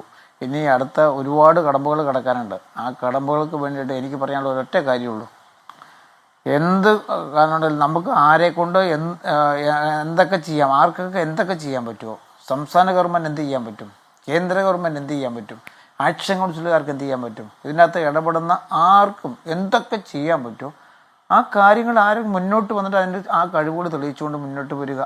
ഇപ്പം നമ്മളിപ്പം ചർച്ചയിലൊന്നും അതും ഓരോ കാര്യത്തിൽ കുറ്റങ്ങളൊന്നും പറഞ്ഞിട്ട് കാര്യമില്ല. ഇപ്പം പഴയ നേരത്തെ മുതലേ വർഷങ്ങളായിട്ട് തന്നെ ഇതിനകത്ത് ഇടപെടുന്ന ആൾക്കാർ ഇതിൻ്റെ അകത്ത് ഒത്തിരി പേരുണ്ട്. അപ്പം എല്ലാവർക്കും വ്യത്യസ്തമായിരിക്കും, കഴിവുകളൊക്കെ ആയിരിക്കാം. പക്ഷേ നമ്മളെ സംബന്ധിച്ചിടത്തോളം നിമിഷപ്രിയ രക്ഷപ്പെട്ട് നാട്ടിൽ വരിക എന്ന് ഞാൻ ആഗ്രഹിക്കുന്നതോടൊപ്പം തന്നെ അതുപോലെ അമ്മയും കുഞ്ഞും പിന്നെ ഇതിനകത്ത് ഇടപെടുന്ന എല്ലാവരും ആഗ്രഹിക്കുന്ന ഒരൊറ്റ കാര്യമുള്ളൂ. അല്ല, ആ കാര്യത്തിലേക്ക് എല്ലാവരും ഒന്നിച്ച് പ്രവർത്തിക്കുകയാണ്. ശ്രീമതി മറിയാമ്മ ഉമ്മൻ നമ്മളോടൊപ്പം ഉണ്ട്, ശ്രീ ചാണ്ടി ഉമ്മനും ഉണ്ട് നമ്മൾ അതിഥികളായി. ശ്രീമതി മറിയാമ്മ ഉമ്മൻ, ഗവർണറെ പോയി കണ്ട് താങ്കൾ പറഞ്ഞ കാര്യങ്ങളൊക്കെ ഇന്ന് സമൂഹ മാധ്യമങ്ങളിലുണ്ട്. താങ്കൾ പറഞ്ഞതായി ഞാൻ വായിച്ചത്, യമനിൽ തടവിൽ കഴിയുന്ന നിമിഷപ്രിയയുടെ മോചനത്തിനായി ഉമ്മൻചാണ്ടി ഏറെ പ്രയത്നിച്ചിരുന്നു, ഫലം കാണാതെയാണ് അദ്ദേഹം മരിച്ചത്. അദ്ദേഹത്തിൻ്റെ ചരമവാർഷിക തലേന്ന് നിമിഷയുടെ വധശിക്ഷ നടപ്പിലാക്കുന്നു. വാർത്ത കേട്ടപ്പോൾ മുതൽ വല്ലാത്തൊരു തേങ്ങലാണ്. ആ കുട്ടി നിരപരാധിയാണ്, കുടുക്കിൽപ്പെട്ടതാണ് എന്ന് ഉമ്മൻചാണ്ടിക്ക് ബോധ്യമുണ്ടായിരുന്നു. ഗവർണർ എന്ന നിലയിൽ എന്തെങ്കിലും ചെയ്യാൻ കഴിയുമെങ്കിൽ ചെയ്യണം എന്ന് അപേക്ഷിക്കുകയാണ് എന്നാണ് താങ്കൾ ശ്രീ ആർലേക്കറെ കണ്ട് കണ്ണ് നനഞ്ഞുകൊണ്ട് പറഞ്ഞത്. ഇന്നിപ്പോൾ ഈ വധശിക്ഷയുടെ തീയതി മാറ്റി എന്ന വിവരം വരുന്നുണ്ട്. അത് കേട്ടപ്പോൾ താങ്കൾക്ക് എന്തു തോന്നി? പ്രതീക്ഷയില്ലേ? തീർച്ചയായിട്ടും എനിക്ക് ഏറ്റവും പ്രതീക്ഷയുണ്ട് മോചനം പെട്ടെന്ന് തന്നെ നടക്കും എന്ന്. പിന്നെ ഉമ്മൻചാണ്ടിയുടെ എൻ്റെ ആത്മസംതൃപ്തിയുടെ നിമിഷങ്ങളാണ്. നമ്മൾ പാതി വഴിയേ ചെന്നിട്ടുള്ളൂ. ഇതിനകത്ത് ഒരുപാട് ആ ഗവർണറും ഏറ്റവും വേണ്ടപ്പെട്ട രീതിയിൽ അതിനെ ഗവർണർ ഒരുപാട് കോളുകൾ വിളിക്കും. അതെനിക്കറിയാം, വ്യക്തിപരമായിട്ടറിയാം. ഇപ്പോൾ ഈ അവസാന നിമിഷം വന്നപ്പോഴത്തേക്കും എല്ലാവർക്കും ഉണ്ടായ ഒരു വല്ലാത്തൊരു വിഷമം. അതാണ് ഇപ്പോൾ പെട്ടെന്ന് ഒരുപാട് കാര്യങ്ങൾ ട്രിഗർ ചെയ്തു. എല്ലാവരും അതിൽ ഒന്നാമത്തെ ഗവർണറുടെ കാരാണ്, അദ്ദേഹത്തിൻ്റെ പേരാണ് എനിക്ക് പറയാനുള്ളത്. പിന്നെ രണ്ടാമത് കാന്തപുരം മുസ്ലിയാർ, അവിടുന്ന് അതിനിടെ അദ്ദേഹം. പിന്നെ ഈ ആക്ഷൻ കൗൺസിലുകാർ നിരന്തരമായിട്ട് എത്രയോ വർഷങ്ങളായിട്ട്, പിന്നെ ഒരുപാട് പേര് വ്യവസായ പ്രമുഖന്മാർ, ജഡ്ജിമാർ, അഡ്വക്കേറ്റ്സ്, ഒരുപാട് പേര് പ്രയത്നിച്ചിട്ടുണ്ട്. പക്ഷേ എനിക്ക് ഏറ്റവും സംതൃപ്തി തരുന്ന ഒരു കാര്യം, നാളെ ആ കുട്ടിയെ കാണും എന്തെങ്കിലും ശിക്ഷയ്ക്ക് വിധിച്ചിരുന്നെങ്കിൽ എനിക്കത് താങ്ങാവുന്നതിൽ അപ്പുറമായിരുന്നു. എന്തുകൊണ്ടെന്നാൽ ഉമ്മൻചാണ്ടി ലാസ്റ്റ് വരെ ശ്രീ മുരളീധരൻ സാറ് അതിനോടും നിംസ് ഹോസ്പിറ്റലിൽ പറഞ്ഞ ഇതാണ് നിമിഷപ്രിയയുടെ എങ്ങനെയും മോചനം. അതുകൊണ്ട് അദ്ദേഹം അങ്ങനെ നടക്കാത്തതിന് എനിക്ക് വലിയ ആശ്വാസമുണ്ട്. പൂർണ്ണമായിട്ട് ഞങ്ങളെല്ലാവരും കേരളം തന്നെ മൊത്തത്തിൽ ഇത് പ്രാർത്ഥിച്ചുകൊണ്ടിരിക്കുന്നു. പിന്നെ ഒരുപാട് ഒറ്റക്കെട്ടായി നിന്ന് എല്ലാവരും ഇതിനുവേണ്ടി പ്രയത്നിച്ചിട്ടുണ്ട്. അതിനെനിക്ക് വലിയ ആശ്വാസമുണ്ട്. പിന്നെ ചാണ്ടിമോനെ അപ്പൻ്റെ മകനാണെന്ന് തെളിയിച്ച ഒരവസരം കൂടിയാണിത്. അതിൽ ഉമ്മൻചാണ്ടിയുടെ ആത്മാവ് ആശ്വാസം കണ്ടെത്തുന്നു എന്ന് ഞാൻ വിശ്വസിക്കുന്നു. ശ്രീ ചാണ്ടിയുമ്മൻ ഈ പറയുന്നതൊക്കെ കേൾക്കുന്നുണ്ട് കേട്ടോ, ഈ പറയുന്നതെല്ലാം കേൾക്കുന്നുണ്ട് അദ്ദേഹം. ശരി, ഞാനൊരു ചെറിയ ഇടവേള എടുക്കും. Shri Chandy Oommen M L A പറഞ്ഞോളൂ. ഞാൻ ചാണ്ടിയുമ്മൻ എനിക്ക് പറയാവോ? പറയൂ. ചാണ്ടിയുമ്മൻ എം എൽ എയും പിള്ളേരെയൊക്കെ ഞാൻ ഒരുപാട് ശകാരിക്കാറുണ്ട്. അപ്പോൾ വല്ലപ്പോഴും ഒരു അഭിനന്ദനം കൂടെ കൊടുത്തില്ലെങ്കിൽ അപ്പോൾ ശരിക്കും ഞാൻ ആത്മാവിൽ തട്ടി ഞാൻ പറയുകയാണ്, ഉമ്മൻചാണ്ടിയുടെ മകനാന്ന് ഒന്നാമത് കുറേ മോൻ തെളിയിച്ചു കഴിഞ്ഞു. അതിനെനിക്ക് ആ ഒരു ദൈവത്തിന് നന്ദിയുണ്ട്, ദൈവത്തോട് നന്ദിയുണ്ട്. ഏറ്റവും അധികം നന്ദി എനിക്ക് ദൈവത്തോടാണ്. ഈ മനുഷ്യരീ കാര്യങ്ങളൊക്കെ ചെയ്യുമ്പോഴും ഒരു വ്യക്തിയുടെ മനം മാറ്റം ദൈവത്തിന് മാത്രമല്ലേ സാധിക്കത്തുള്ളൂ. ഒരു അമ്മ എന്ന നിലയിൽ ശ്രീമതി മറിയാമ്മ ഉമ്മൻ താങ്കൾ ഇപ്പോൾ നൽകിയ അഭിനന്ദനത്തിന് അർഹനാണ് ഈ കാര്യത്തിൽ Shri Chandy Oommen M L A. നിമിഷപ്രിയയുടെ മോചനത്തിന് വേണ്ടി കാത്തിരുന്ന നമ്മുടെ നാടിന്, നാട്ടുകാർക്ക് മുന്നിൽ ഇന്ന് ഏറ്റവും പ്രതീക്ഷാ നിർഭരമായ വാർത്ത വന്നത് നാളെ നടപ്പാക്കാനിരുന്ന വധശിക്ഷയുടെ തീയതി മാറ്റിയെന്നതാണ്. ഇനി മോചനത്തിനുള്ള സാധ്യതകൾ തെളിഞ്ഞിട്ടുണ്ടോ? അതിനി ആരുടെയൊക്കെ പ്രയത്നമാണ് ആവശ്യമായിട്ടുള്ളത്? എങ്ങനെയാണ് അത് ഫലം കാണാൻ പോകുന്നത്? ഈ വിഷയമാണ് ഈ രാത്രിയിൽ നമ്മൾ ചർച്ച ചെയ്യുന്നത്. Shri Chandy Oommen M L A നമ്മളോടൊപ്പം ചേർന്നു. ശ്രീ ചാണ്ടിയുമ്മൻ, ഇപ്പോൾ താങ്കളുടെ ഞാനൊരു അല്പം പേഴ്സണലായിട്ട് ആ കാര്യം പറയുകയാണ്, അതിനുശേഷം ഞാൻ ഈ വിഷയത്തിലേക്ക് വരാം. താങ്കളുടെ അമ്മ ഇപ്പോൾ പറഞ്ഞത് മകനെന്ന നിലയിൽ അഭിനന്ദനം അർഹിക്കുന്ന ഒരു ഇടപെടലാണ് ഈ വിഷയത്തിൽ താങ്കൾ നടത്തിയിട്ടുള്ളതെന്നാണ്. എന്താണ് താങ്കൾ ഈ കാര്യങ്ങൾ ഏതൊക്കെ തരത്തിലാണ് താങ്കൾ ഇടപെട്ടത്? ഇനി താങ്കൾക്ക് ഇതിലെ മോചനം സംബന്ധിച്ച് എന്തെങ്കിലും പുതിയ വിവരങ്ങൾ താങ്കൾക്ക് ലഭിച്ചിട്ടുണ്ടോ? അല്ല, ഞാൻ കഴിഞ്ഞ അപ്പയുടെ മരണശേഷം ഇത് വളരെയധികം ക്ലോസ്ലി ഫോളോ ചെയ്യുന്ന ഒരു മാറ്ററാണ്. പ്രത്യേകിച്ച് അദ്ദേഹത്തിൻ്റെ അവസാനത്തെ ആഗ്രഹം എന്ന നിലയ്ക്ക് അത് നടപ്പിലാക്കുക, പരമാവധി ശ്രമിക്കുക എന്നു. അത് ഇടയ്ക്കിടയ്ക്ക് അവരുടെ ഭർത്താവിനെ വിളിക്കുമായിരുന്നു. അതുപോലെ തന്നെ അതിൻ്റെ വിവിധ നേതാക്കന്മാർ, ദീപ ജോസഫ് അടക്കം, അതുപോലെ തന്നെ അഡ്വക്കേറ്റ് സുഭാഷ് ചന്ദ്രൻ അടക്കമുള്ളവർ നടത്തുന്ന പ്രവർത്തനം ഞാൻ ഫോളോ ചെയ്യുന്നുണ്ടായിരുന്നു. കേരള സർക്കാരിനെ, കേരളത്തിലെ മുഖ്യമന്ത്രി ഒരു 6 മാസം മുമ്പ് ഈ കാര്യത്തിൽ ഇടപെടണമെന്ന് ആവശ്യപ്പെട്ട് കണ്ടിരുന്നു. അതേ വേണ്ടതെല്ലാം ചെയ്യാമെന്ന് പറഞ്ഞിരുന്നു. അതുപോലെ തന്നെയാണ് ഈ ആക്ഷൻ കൗൺസിൽ, അതുപോലെ തന്നെ ശ്രീ സാമുവൽ, അദ്ദേഹം എന്നോട് ആവശ്യപ്പെട്ടു ഇങ്ങനൊരു എമൗണ്ട് നമ്മൾ കൊടുക്കേണ്ടി വരും, അതിൻ്റെ ഉത്തരവാദിത്വം ഏൽക്കണമെന്ന് പറഞ്ഞു. ഞാൻ ഉത്തരവാദിത്വം ഏറ്റുകൊണ്ട് കത്ത് അയച്ചിരുന്നു. അതിനുശേഷം കുറച്ച് നാൾ അതിൻ്റെ ഒരു ആക്ടിവിറ്റി കുറഞ്ഞിരിക്കുമ്പോഴും ഞാൻ ആലോചിക്കുമായിരുന്നു എന്ത് പറ്റി എന്നാലോചിക്കുമായിരുന്നു. അപ്പോഴാണ് ഈ ഒരു സാഹചര്യമുണ്ടായത്. 16-ന് എക്സിക്യൂഷൻ എന്നുള്ള ഡേറ്റ് വന്നത്. എക്സിക്യൂഷൻ എന്ന ഡേറ്റ് വന്നപ്പോൾ അമ്മ എന്നോട് പറഞ്ഞു ആദ്യമേ തന്നെ ഗവർണറെ കാണാം, അദ്ദേഹത്തിന് എന്തെങ്കിലും ചെയ്യാൻ സാധിക്കുമെന്ന് പറഞ്ഞ് ഗവർണറെ കണ്ടു. കണ്ട മാത്രയിൽ അദ്ദേഹം പ്രവർത്തനം തുടങ്ങി. ഇന്ന് ഈ നിമിഷം വരെ അദ്ദേഹത്തിൻ്റെ പ്രവർത്തനത്തിൻ്റെ കൂടി ഫലമാണ് നമ്മളിവിടെ എത്തി നിൽക്കുന്നത്. അദ്ദേഹം വിവിധ ആൾക്കാരെ 4 ആളുകളെ ചുമതലയേൽപ്പിച്ചു. രാജകുടുംബ അംഗങ്ങൾ ഉൾപ്പെടെ, വ്യവസായ പ്രമുഖരുൾപ്പെടെ, ഇന്ത്യയിലെ ഉദ്യോഗസ്ഥരുൾപ്പെടെ എല്ലാവരോടും സംസാരിച്ചു. അദ്ദേഹം വേണ്ടത്ര പ്രവർത്തനം നടത്തി. അതേപോലെ തന്നെ കാന്തപുരം ഉസ്താദ് ഏറ്റവും കൂടുതൽ പ്രവർത്തനം നടത്തിയ മറ്റൊരു നേതാവാണ്. നമുക്ക് ഇന്നത്തെ അവിടെ നടത്തിയ കാര്യങ്ങളൊക്കെ ഇവിടെ സൂചിപ്പിക്കുകയുണ്ടായി. അതിൻ്റെ വിശദാംശത്തിലേക്കൊന്നും ഞാൻ കടക്കുന്നില്ല. അദ്ദേഹത്തെ കൊണ്ട് ചെയ്യാൻ സാധിക്കുന്നതെല്ലാം യമനിൽ സ്പിരിച്വലായിട്ടും ജുഡീഷ്യലായിട്ടുള്ള ആൾക്കാരെ കൊണ്ട് അദ്ദേഹം ശ്രമിച്ചു. അതുപോലെ തന്നെ നമുക്കറിയാം ശ്രീ ലത്തീഫ്, അദ്ദേഹം ഒരു ബിസിനസ്മാനാണ്. അദ്ദേഹം കഴിഞ്ഞ കുറേ ദിവസങ്ങളായി അവരുടെ ഫാമിലിയുമായിട്ടൊക്കെ ബന്ധപ്പെട്ട് അവരുമായിട്ട് സംസാരിച്ച് ആ കാര്യങ്ങൾ നടത്തുവാനുള്ള ഒരു ശ്രമം ശ്രീ ലത്തീഫിൻ്റെ ഭാഗത്ത്, സൗദി ബേസ്ഡ് വളരെ നല്ലൊരു ബിസിനസ്മാനാണ് അദ്ദേഹത്തിൻ്റെ ഭാഗത്തു നിന്നും ഉണ്ടായി എന്നുള്ളത് ഈ അവസരത്തിൽ ഓർക്കുന്നു. അപ്പോൾ എല്ലാവരുടെയും കൂടെ ജോയിൻ്റ് എഫേർട്ടാണ് നമ്മൾ എത്തിയിരിക്കുന്നത്. ആ എത്തി നിൽക്കുന്നത് നമ്മൾ ഇനിയും തുടരണം. നമ്മുടെ പ്രവർത്തനം നിർത്താൻ പാടില്ല. നമ്മുടെ നാട്ടിലെ ഒരു ഗ്രാമത്തിലെ ഒരു കുട്ടിയുടെ അവസ്ഥയാണ്.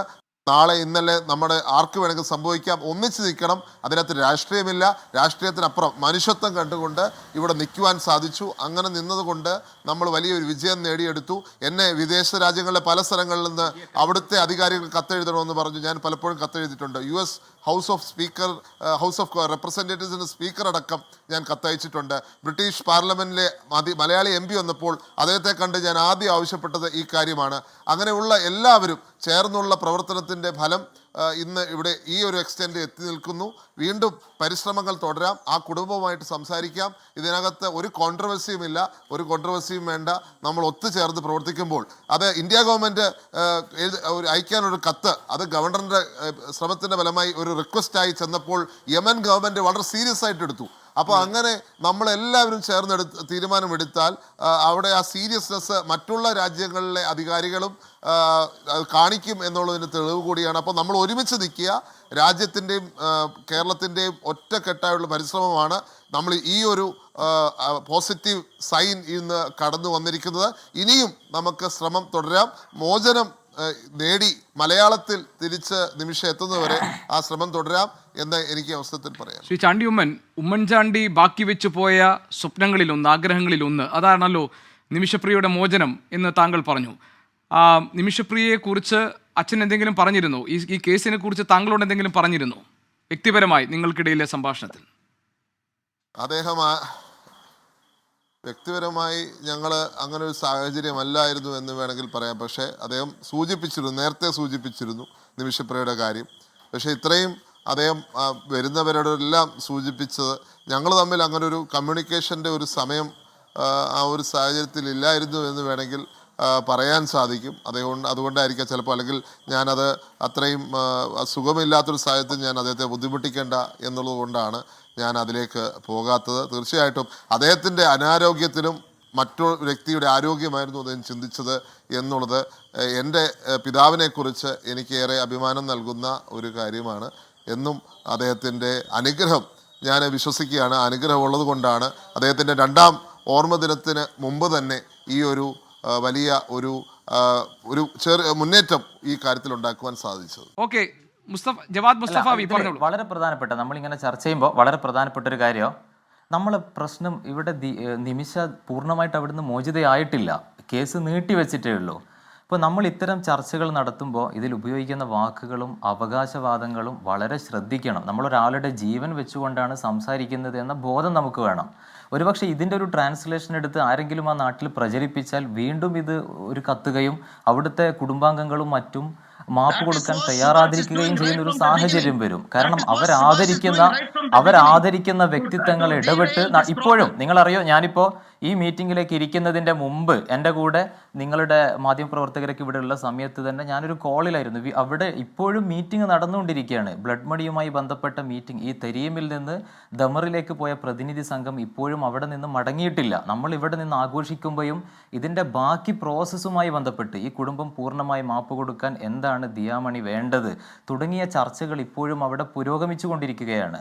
ഇപ്പം ഞാൻ ഈ ചർച്ചയിലേക്ക് കടക്കും മുമ്പ് കാന്തപുരം APO ഗ്രൂംസ്ലേരുടെ ഓഫീസുമായി ബന്ധപ്പെട്ടപ്പോൾ വളരെ പ്രതീക്ഷയുള്ള വിവരങ്ങൾ ലഭിക്കുന്നു. എനിക്ക് അവിടെയുള്ള യമനിലെ സുഹൃത്തുക്കളിൽ നിന്നും അത് തന്നെയാണ് മനസ്സിലായത്. അതിൽ ഒഫീഷ്യലായിട്ടുള്ള ഒരു കൺഫർമേഷൻ വന്നു കഴിഞ്ഞാൽ അവർ അത് മാധ്യമങ്ങളോട് തുറന്ന് പറയുകയായിരിക്കും. ഈ സമയത്ത് ഇപ്പം ഇന്നലെ 24 ന്യൂസിൻ്റെ പ്രതിനിധി കാരന്തൂർ മർക്കസിൽ പോയി കാന്തപുരം APO ഗ്രൂംസ്ലേരെ കണ്ട് ചെയ്ത റിപ്പോർട്ട് ഞാൻ കണ്ടു. അദ്ദേഹത്തോട് കാന്തപുരം പറഞ്ഞത്, എനിക്ക് മാധ്യമങ്ങളോട് സംസാരിക്കാനില്ല, ഞാനിതിൻ്റെ ക്രെഡിറ്റിന് വേണ്ടി ചെയ്തതല്ല എന്നാണ്. അപ്പം ഇതിൻ്റെ ക്രെഡിറ്റിന് വേണ്ടിയുള്ള തർക്കങ്ങൾ എന്നത് വളരെ അനുചിതവും അപക്വവുമായ ഒന്നാണ്. ഇത് പുറം ലോകം അറിയുന്നത് തന്നെ യൂത്ത് കോൺഗ്രസിൻ്റെ നേതാവും ചാണ്ടിയുമനുമായി ബന്ധപ്പെട്ട് പ്രവർത്തിക്കുന്ന അനൂപ് വിയാർ ഇതിൻ്റെ വിശദ വിവരങ്ങൾ, അദ്ദേഹം ഈ വിഷയത്തിൻ്റെ തുടക്കത്തിൽ തന്നെ ഇടപെട്ട ഒരാളും കൂടിയാണ്. അദ്ദേഹത്തിൻ്റെ ഫേസ്ബുക്ക് പോസ്റ്റോട് കൂടിയാണ് കാന്തപുരത്തിൻ്റെ കീഴിൽ വലിയൊരു ഓപ്പറേഷൻ നടക്കുന്നുണ്ട് എന്ന് പുറം ലോകം അറിയുന്നത് പോലും. അല്ലാതെ കാന്തപുരം APO ഗ്രൂംസ്ലേരുടെ ഓഫീസ് ഇത് ആഘോഷിക്കാനോ ഇത് മാധ്യമങ്ങൾക്ക് കൊടുക്കാനോ ഒന്നും ഒരു ഘട്ടത്തിലും മുന്നോട്ട് വന്നിട്ടില്ല. അപ്പോൾ ഇപ്പോൾ നമ്മളിതിൻ്റെ ക്രെഡിറ്റിന് വേണ്ടിയുള്ള അവകാശവാദങ്ങൾക്കപ്പുറം നമ്മളിതിൽ ഉപയോഗിക്കുന്ന ചില പ്രയോഗങ്ങളും നിഷേധങ്ങളും, ഞാൻ യമനിൽ അത്രയും ആദരിക്കുന്ന വ്യക്തിത്വങ്ങളെക്കുറിച്ച് അവരുടെ പ്രവർത്തനങ്ങളെക്കുറിച്ച് നിഷേധിച്ച് സംസാരിക്കുമ്പോൾ ഇത് വലിയ ദോഷകരമായ രൂപത്തിൽ ബാധിക്കാൻ സാധ്യതയുണ്ട്. ആ ബോധത്തോടു കൂടി മാത്രമേ നമ്മൾ ഇത്തരം വിഷയങ്ങളിൽ സ്റ്റേറ്റ്മെൻറ്റുകൾ നടത്താവൂ എന്നാണ് എനിക്ക് പറയാനുള്ളത്. നമുക്ക് ഇവിടെ നിന്ന് പറയാൻ സുഖമാണ്, ഇത് അനുഭവിക്കേണ്ടി വരുന്നത് നിമിഷ എന്ന സഹോദരിയാണ്. അവരുടെ അമ്മയും ഭർത്താവും ഒക്കെ വളരെ വികാരാധീനരായി. ഇതിൽ ഉമ്മൻചാണ്ടി സാറിൻ്റെ ഭാര്യ പോലും എത്ര ആത്മാർത്ഥമായി കണ്ണീര് നിറഞ്ഞുകൊണ്ടാണ് അവർ സംസാരിച്ചത്. ഈ ഘട്ടത്തിൽ നമ്മളൊരു തർക്കിക്കേണ്ട, പരസ്പരം ക്രെഡിറ്റിന് വേണ്ടി മത്സരിക്കേണ്ട ഒരു ഘട്ടമല്ല, അത് ഒഴിവാക്കണമെന്നാണ് എനിക്ക് പറയാനുള്ളത്. അഡ്വക്കേറ്റ് സുഭാഷ് ചന്ദ്രൻ, ഇപ്പോൾ താങ്കൾ പറയുന്നതനുസരിച്ച് നമുക്ക് വീണ്ടും ഒരു വെളിച്ചം ഇതിൻ്റെ വഴിയിൽ നമ്മൾ കണ്ടിരിക്കുകയാണ്. അവർ ഈ ദയാധനം സ്വീകരിക്കാം എന്നൊരു മാനസിക നിലയിൽ എത്തിയിരിക്കുന്നു. ഇപ്പോൾ ജവാദ് മുസ്തഫ വി പറയുന്നത് ചർച്ചകൾ ഇപ്പോഴും നടന്നുകൊണ്ടിരിക്കുകയാണ്. നമുക്ക് ആ ചർച്ചകളിൽ പ്രതീക്ഷ അർപ്പിക്കാം, അല്ലേ? തീർച്ചയായും ഈ വരും ദിവസങ്ങളിൽ തന്നെ കേരളം ഒട്ടാകെ കാത്തിരിക്കുന്ന ആ വാർത്തകൾ തൊട്ടടുത്ത മണിക്കൂറുകളിലോ തൊട്ടടുത്ത ദിവസങ്ങളിലോ നമുക്ക് പ്രതീക്ഷിക്കാം. അത്തരത്തിലുള്ള ഒരു സമീപനത്തിലേക്ക് തന്നെയാണ് ചർച്ചകൾ മുന്നേറുന്നത്. അതിന് ഈ പറയുന്ന കേരളീയ സമൂഹത്തിന്റെ വിവിധ ഭാഗങ്ങളിൽ നിന്ന്, നേരത്തെ സൂചിപ്പിച്ചതുപോലെ രാഷ്ട്രീയ, മത, സാമുദായിക മേഖലകളിൽ നിന്നൊക്കെ നമുക്ക് അഭേദ്യമായ പിന്തുണയാണ് ലഭിച്ചിട്ടുള്ളത്.